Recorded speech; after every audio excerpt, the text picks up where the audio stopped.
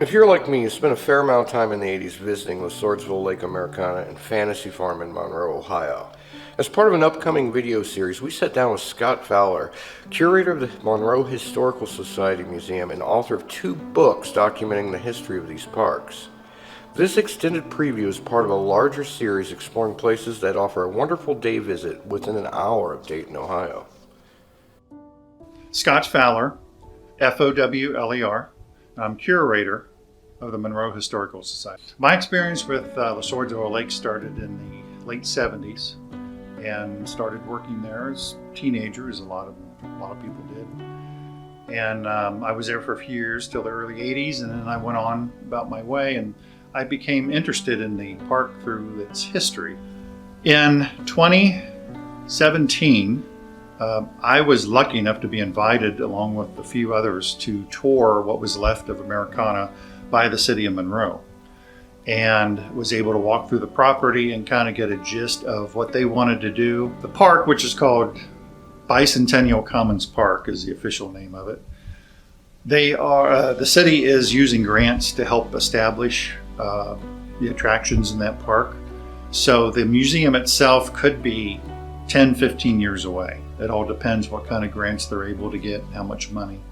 But the Monroe Historical Society it has a special fund that will hopefully help the city establish that museum. And that money is being collected through the sale of the book LeSourdsville Lake and the book Fantasy Farm. What could have saved Americana? That is such a loaded question. There's always been a rumor that Kings Island killed Americana, and that's just not true at all. Matter of fact, Kings Island probably benefited by having Americana around because it gave people an added attraction to come to Kings Island and the next day say, oh, let's go over to LeSourdsville too, or Americana, depending upon your era. I use both terms interchangeably there. But the end of LeSourdsville Lake, which is the name they used before they closed up last, was just a series of unfortunate events that could not have been avoided. The Screechin' Eagle roller coaster, which was the hardest ride to move from that park.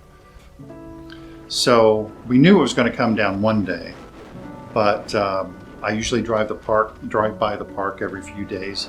And in 2011, on a hot day in August, I'm driving by, I notice it, no big deal. I drive by 2 days later, and it's gone.